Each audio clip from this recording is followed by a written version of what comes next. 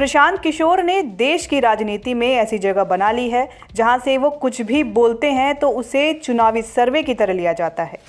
चुनावी सर्वे और exit poll तो गलत भी साबित हो जाते रहे हैं, लेकिन प्रशांत किशोर के आकलन ज़्यादातर सही ही पाए गए हैं। आखिर अपने आकलन के आधार पर ही तो वो अपने क्लाइंट के लिए स्ट्रैटेजी तैयार करते हैं और फिर जीत सुनिश्चित करते हैं।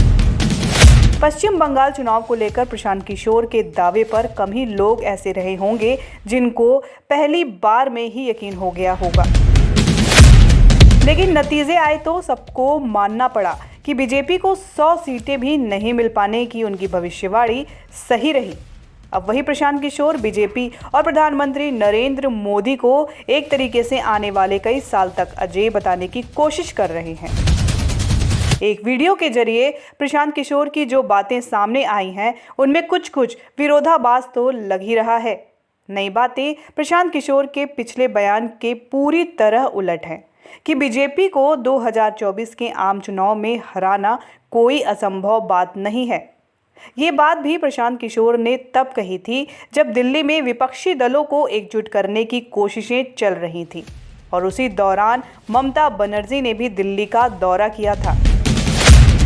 एक इंटरव्यू में प्रशांत किशोर ने नया दावा किया था कि बीजेपी को जैसा समझा जा रहा है वो उतनी ताकतवर राजनीतिक दल नहीं है।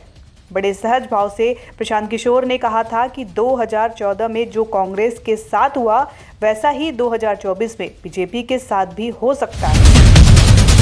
लेकिन अब अचानक क्या हुआ कि प्रशांत किशोर समझाने लगे कि बीजेपी की ये ताकत कई दशकों तक बनी रहेगी, भले ही मोदी की ताकत भी क्यों ना कम हो जाए।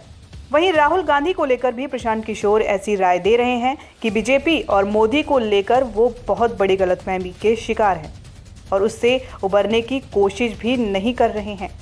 अब ये समझ में नहीं आ रहा है कि राजनीतिक की मुख्य धारा में आने के लिए कांग्रेस की दहलीज तक पहुंच चुके प्रशांत किशोर उर्फ पीके अचानक ऐसी बातें क्यों करने लगे हैं। आखिर प्रशांत किशोर चाहते क्या हैं?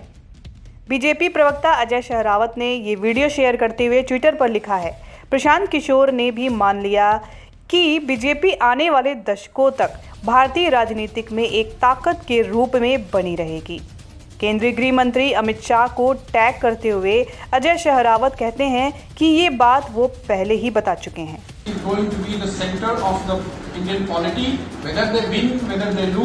Like it was for first 40 years for Congress, BJP is going nowhere.